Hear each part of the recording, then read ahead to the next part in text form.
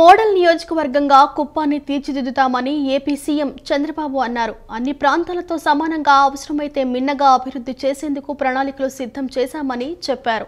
ఫిర్యాదుల స్వీకరణకు జననాయకుడు పేరుతో ప్రత్యేక కార్యక్రమానికి శ్రీకారం చుట్టామన్నారు. ప్రజలతో పాటు టీడీపీ నేతలు, కార్యకర్తలు తమ ఫిర్యాదులు, సమస్యలను నమోదు చేయవచ్చన్నారు. కుప్పంలోని టీడీపీ కార్యాలయంలో జన నాయకుడు పేరిట ఫిర్యాదుల స్వీకరణకు పోర్టల్ను ముఖ్యమంత్రి చంద్రబాబు ప్రారంభించారు. ఈ సందర్భంగా ప్రజలు, పార్టీ కార్యకర్తల సమస్యలు, విజ్ఞప్తులను సీఎం పరిశీలించారు. ప్రతి కౌంటర్ వద్దకు స్వయంగా వెళ్లి ప్రజల సమస్యలను అడిగి తెలుసుకున్నారు. వాటి పరిష్కారానికి అక్కడికక్కడే అధికారులకు ఆదేశాలు జారీ చేశారు. సమస్యలు, ఫిర్యాదులు రిజిస్టర్ చేసేలా ఈ పోర్టల్లో ఏర్పాటు చేశారు. అనంతరం నిర్వహించిన మీడియా సమావేశంలో చంద్రబాబు మాట్లాడారు. ఫిర్యాదుల స్వీకరణకు జన నాయకుడు పేరుతో ప్రత్యేక కార్యక్రమానికి శ్రీకారం చుట్టామని అన్నారు. ప్రజలతో పాటు టీడీపీ నేతలు, కార్యకర్తలు తమ ఫిర్యాదులు, సమస్యలను నమోదు చేయవచ్చన్నారు. వాట్సాప్ ద్వారా కూడా సమాచారం ఇవ్వవచ్చని చెప్పారు. వాటిని పోర్టల్లో నమోదు చేసి విశ్లేషించి పరిష్కారం చూపుతామన్నారు. స్థానిక ఎమ్మెల్యేగా ఈ నియోజకవర్గం విషయంలో తనపై ప్రత్యేక బాధ్యత ఉందన్నారు. ఇక్కడి ప్రజలు వరుసగా 8 సార్లు గెలిపించారని, సీఎంగా ఉన్నందున అంచనాలు ఎక్కువగా ఉంటాయని తెలిపారు. ఏ ఆర్జీ వచ్చినా నిర్దిష్ట సమయంలో పరిష్కార మార్గం చూపిస్తామని, ఇది వినూత్న ప్రయోగం అని చంద్రబాబు తెలిపారు. విజన్ 2029 తయారు చేశాను. అది ప్రెజెంటేషన్ చేయడమే కాకుండా అమలు చేసేదానికి నిన్నటి నుంచే ప్రారంభించాం. దానికి కావాల్సిన నిధులు, హ్యూమన్ రిసోర్స్ అన్ని ప్రొవైడ్ చేసి ఆ విజన్ లాజికల్ గా తీసుకుపోవడం కోసం ముందుకు పోతున్నాం. కుప్పాన్ని ఒక ఆర్గానిక్ కుప్పంగా తయారు చేయడానికి నేచురల్ ఫార్మింగ్ గాని, ఇంకొక పక్కన దీన్ని లాజికల్ గా తీసుకుపోవడం కోసం నేచురల్ ఫార్మింగ్, సోలార్ ఎనర్జీ, ఇంకా అనేక జీరో వేస్ట్ మేనేజ్మెంట్, ఇండస్ట్రీస్, ఇవన్నీ కూడా ఇక్కడ ప్రారంభిస్తున్నాం. రాష్ట్రం అంతా పెద్ద ఎత్తున ఈ కార్యక్రమాలు చేస్తూనే ఈ నియోజకవర్గాన్ని కూడా ఒక మోడల్ నియోజకవర్గంగా తయారు చేయడానికి ఏమేం చేయాలనో అవన్నీ వర్కౌట్ చేశాం. ఎప్పటికప్పుడు ఇంప్రూవ్మెంట్ అనేది ఉండాలి. కుప్పం నియోజకవర్గం ఎప్పుడు కూడా తెలుగుదేశం పార్టీనే గెలిపించారు. ఇప్పటి వరకు జరిగిన అన్ని అసెంబ్లీ ఎన్నికల్లో తెలుగుదేశం పార్టీనే గెలిపించారు. వేరే సింబల్ తెలియని నియోజకవర్గం ఇది. అదే సమయంలో ఒక మారుమూల ప్రాంతం. దీన్ని ఏ విధంగా అన్ని ప్రాంతాలతో సమానంగా, అవసరమైతే మిన్నగా ఏ విధంగా అభివృద్ధి చేయాలో దానికి ప్రణాళిక తయారు చేశాం. ఈ రోజు ఇక్కడ మీకు ప్రజెంటేషన్ చేసింది గాని, ఇక్కడ చూపించింది గాని మీరు గుర్తుపెట్టుకోవాల్సింది, ఇది జననాయకుడు అనే పేరుతో ఒక ప్రత్యేకమైన కార్యక్రమానికి శ్రీకారం చుట్టాం.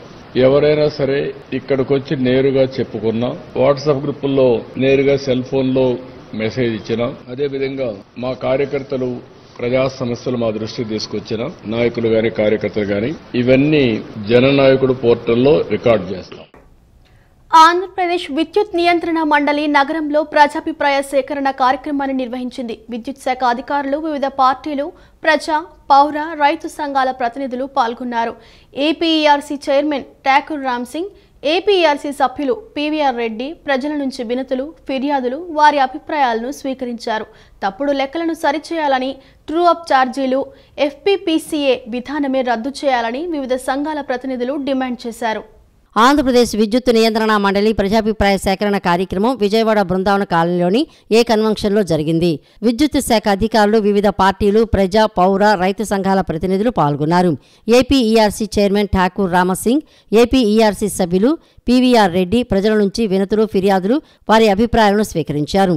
సిపిఐ రాష్ట్ర కార్యదర్శి రామకృష్ణ, సిపిఎం రాష్ట్ర కార్యదర్శి శ్రీనివాసరావు, సిపిఎం రాష్ట్ర కార్యదర్శి వర్గ సభ్యులు సిహెచ్ బాబురావు, సిపిఎం నాయకులు దోనేపూడి కాశీనాథ్, బోయ సత్యబాబు, వామపక్ష నాయకులు, వైసీపీ ఎన్టీఆర్ జిల్లా అధ్యక్షులు దేవినేని అవినాష్, మాజీ ఎమ్మెల్యే మల్లాది విష్ణు, వివిధ ప్రజా, పౌర, రైతు, మహిళా సంఘాల ప్రతినిధులు ఏపీఈఆర్సీ చైర్మన్కు వినతి పత్రం ఇచ్చి తమ అభిప్రాయాలు, అభ్యంతరాలను తెలియజేశారు. వ్యవసాయ రంగాన్ని నిర్వీర్యం చేసేలా వ్యవహరిస్తున్నారంటూ ఓ వ్యక్తి తలకిందులుగా నిలబడి నిరసన తెలిపారు. ఈ సందర్భంగా సిపిఎం నాయకులు బాబురావు మాట్లాడుతూ, టారిఫ్ పెంచడం లేదు కానీ వివిధ రూపాల్లో బిల్లు పెరిగిపోతోందని చెప్పారు. రాష్ట్ర ప్రభుత్వం సబ్సిడీ డబ్బును తగ్గించి చూపించడానికి తప్పుడు లెక్కలు చూపిస్తున్నారని ఆరోపించారు. తప్పుడు లెక్కలను సరిచేయాలని కోరారు. ట్రూ ఆఫ్ ఛార్జీలు, ఎఫ్ఈపీసీఏ విధానమే రద్దు కావాలని డిమాండ్ చేశారు.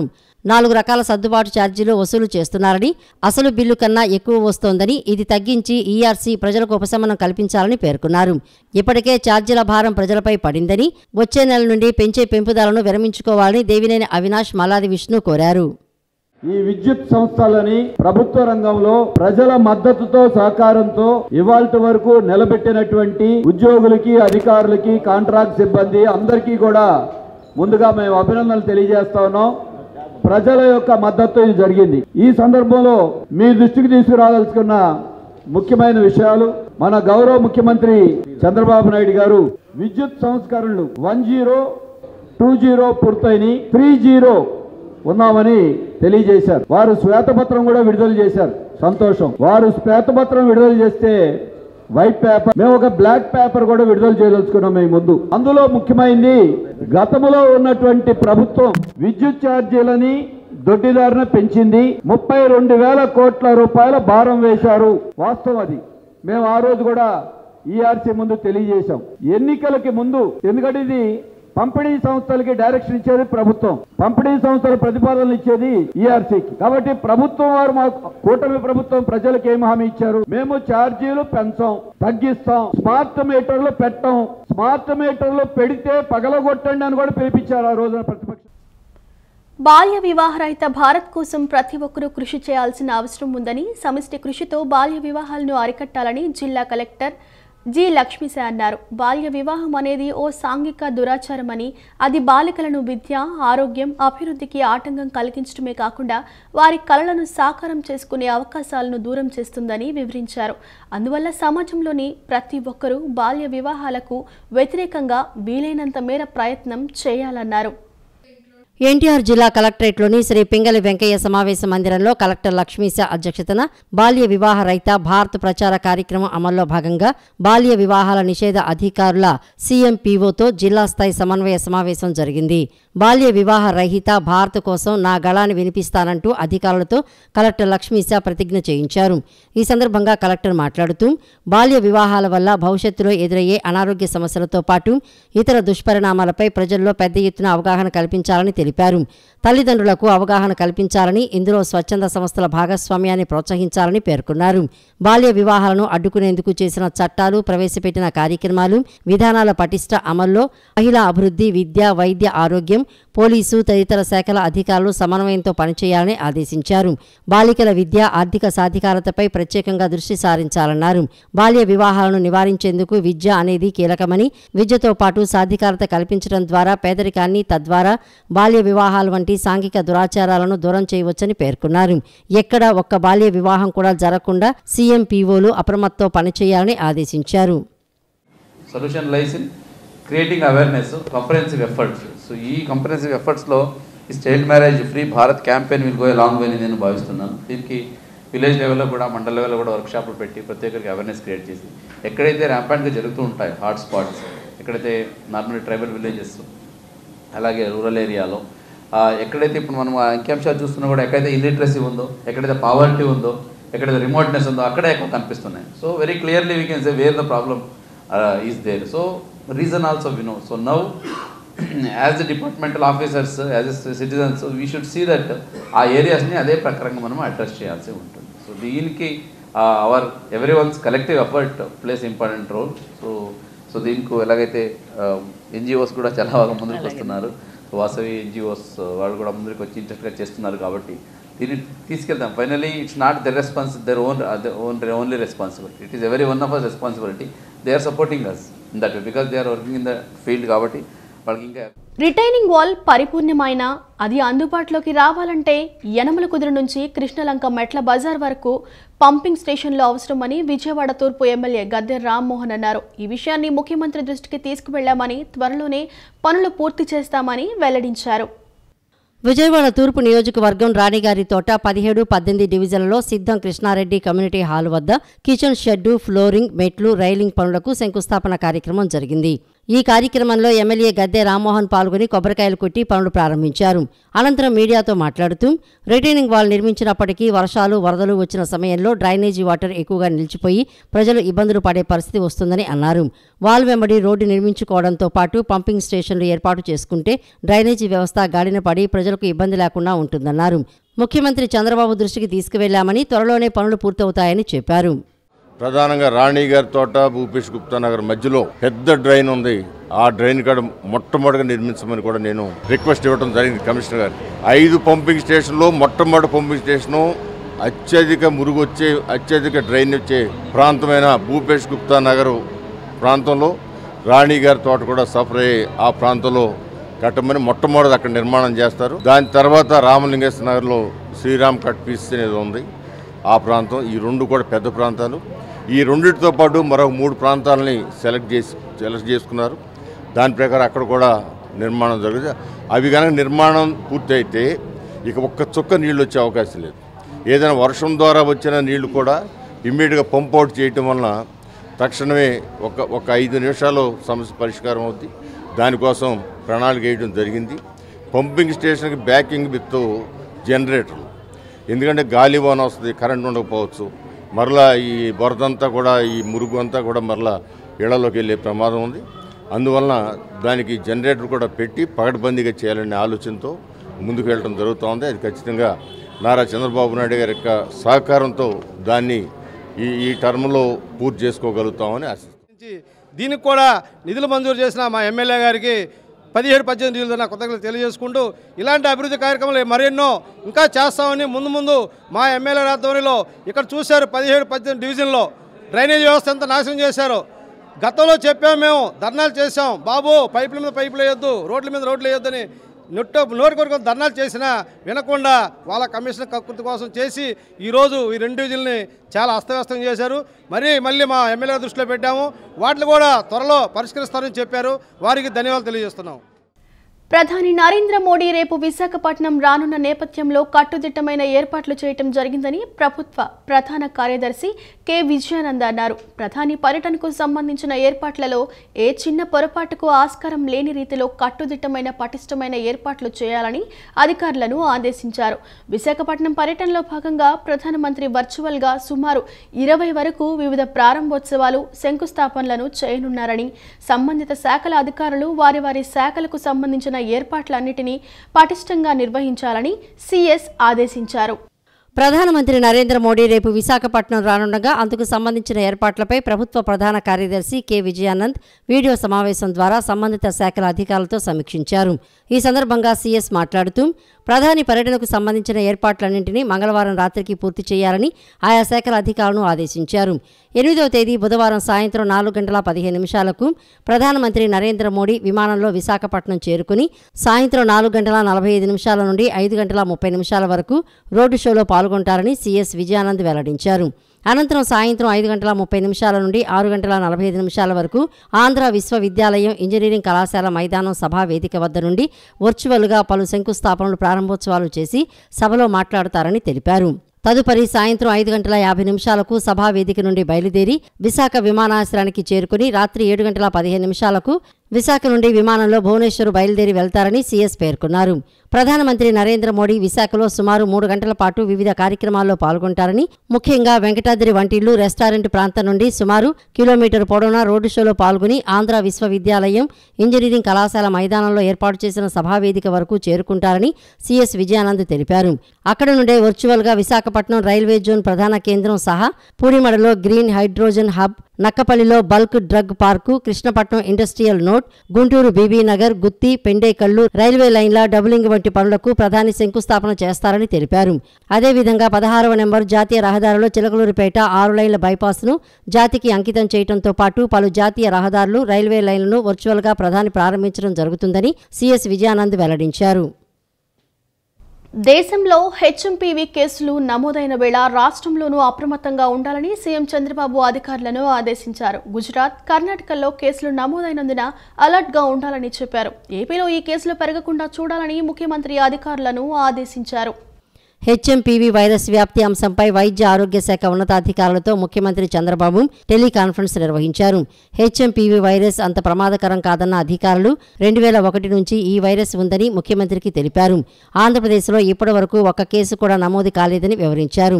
అయినా ఆక్యూట్ రెస్పిరేటరీ ఇన్ఫెక్షన్ లాంటి శ్వాసకోశ వ్యాధులు, ఇన్ఫ్లుయెంజా లాంటి కేసుల్లో అప్రమత్తత అవసరమని చంద్రబాబు సూచించారు. మైక్రోబయాలజిస్టులు, పీడియాట్రిషియన్లు, పల్మనాలజిస్టులు, ప్రివెంటివ్ మెడిసిన్ నిపుణులతో టాస్క్ ఫోర్స్ కమిటీ నియమించి వారి సలహాలు తీసుకోవాలని సీఎం అధికారులను ఆదేశించారు. ఐసీఎంఆర్ అధీకృత వైరాలజీ ల్యాబ్లను సిద్ధం చేయాలని, టెస్టింగ్ కిట్లను సిద్ధం చేసుకోవాలని సూచనలు చేశారు. తక్షణం 3000 టెస్టింగ్ కిట్లను తెప్పించుకోవాలని ఆదేశాలు ఇచ్చారు. ఔషధాల లభ్యతపైన ముఖ్యమంత్రి ఆరా తీశారు. రాష్ట్రంలో 4.5 లక్షల N95 మాస్కులు, 13.71 లక్షల ట్రిపుల్ లేయర్డ్ మాస్కులు, 3.52 లక్షల PPE కిట్లు ఉన్నట్లు అధికారులు ముఖ్యమంత్రికి వివరించారు.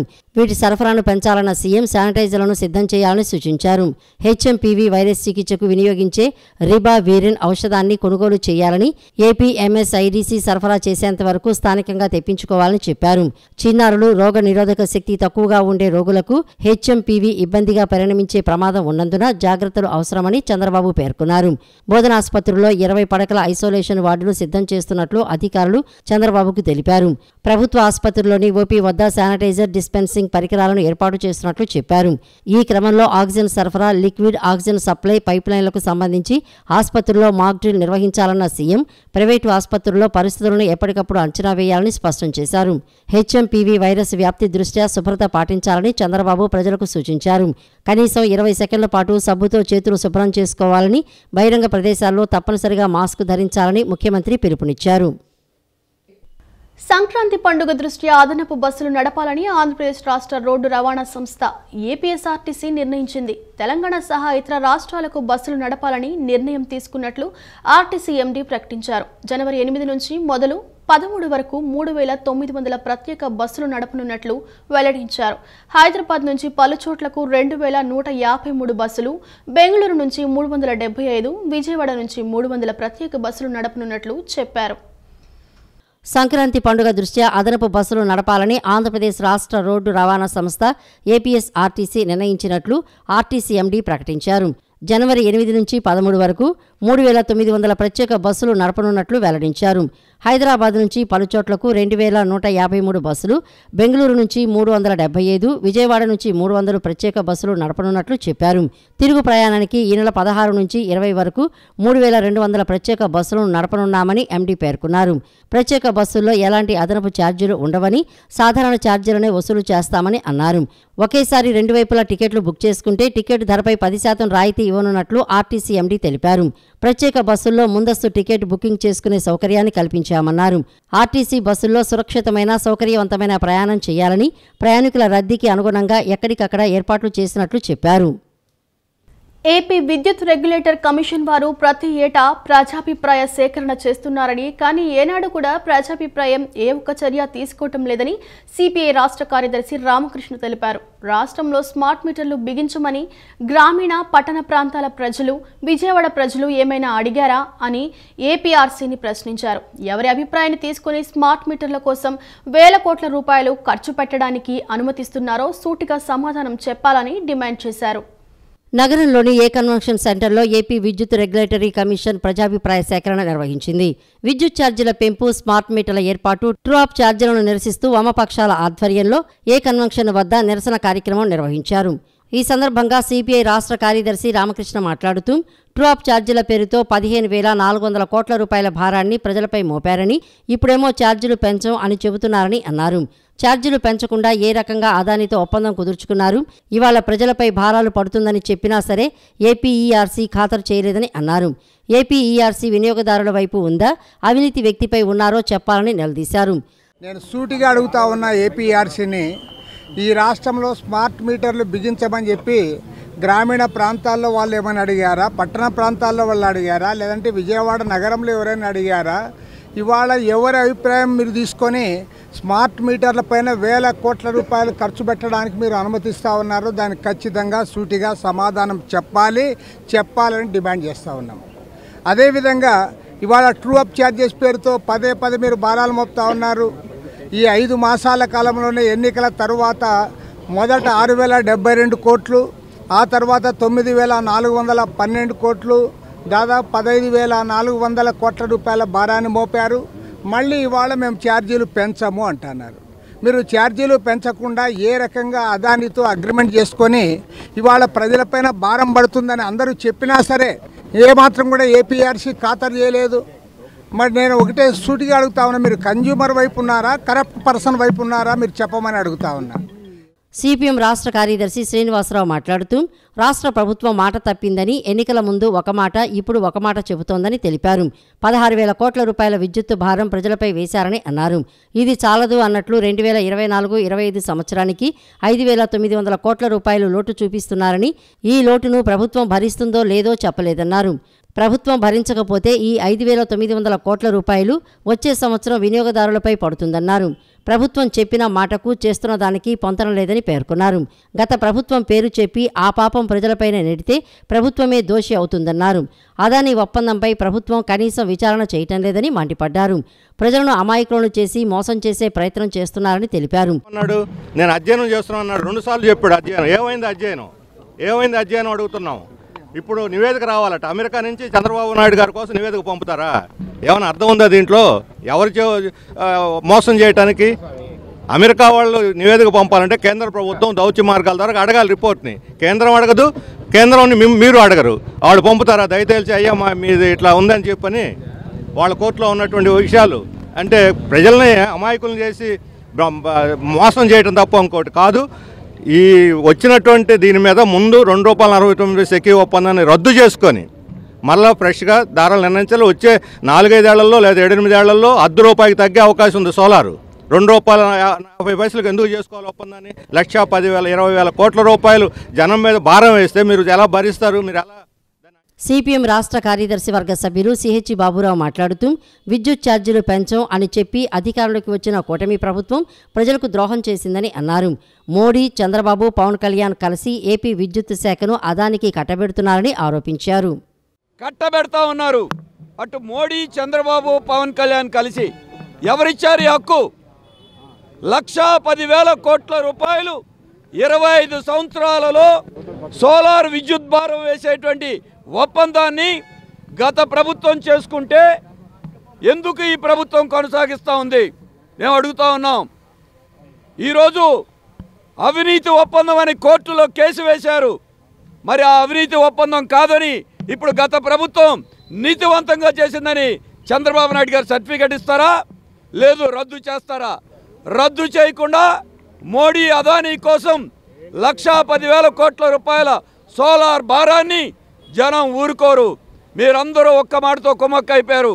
అటు మోడీ, ఇటు చంద్రబాబు, పవన్ కళ్యాణ్, జగన్ అందరూ అదానీతో కుమ్మక్కైపోయారు.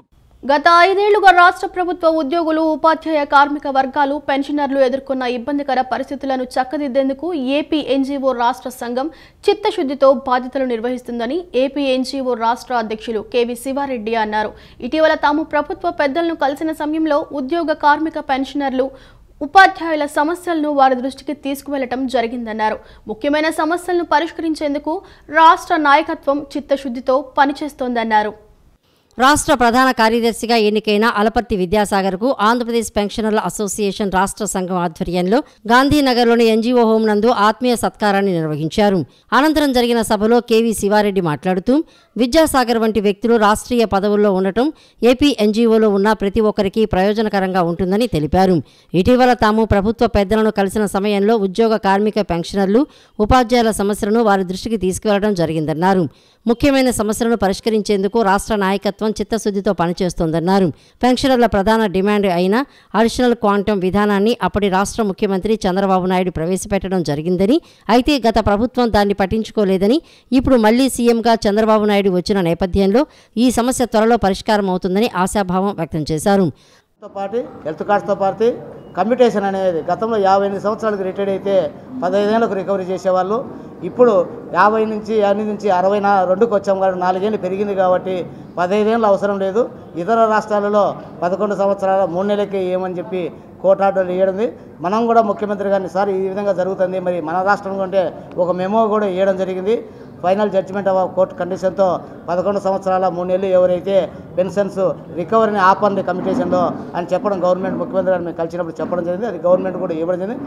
అయితే కోర్టుకు కట్టుబడి ఇస్తామని చెప్పారు కానీ కోర్టులో ఫైనల్ వస్తే దాన్ని బట్టి రికవరీగా ఆథరైజేషన్గా 11 సంవత్సరాల 3 నెలలకే రికవరీ ఆపాలనేది ప్రయత్నం చేస్తామని తెలుసుకుంటాం. దాంతోపాటు 2 డిఎల్ రావాలా, పెన్షనర్స్గా కాదు ఉద్యోగులు, ఉపాధ్యాయులు, కార్మికులకు అందరూ కూడా 2 డిఎల్ పెండింగ్ ఉన్నాయి.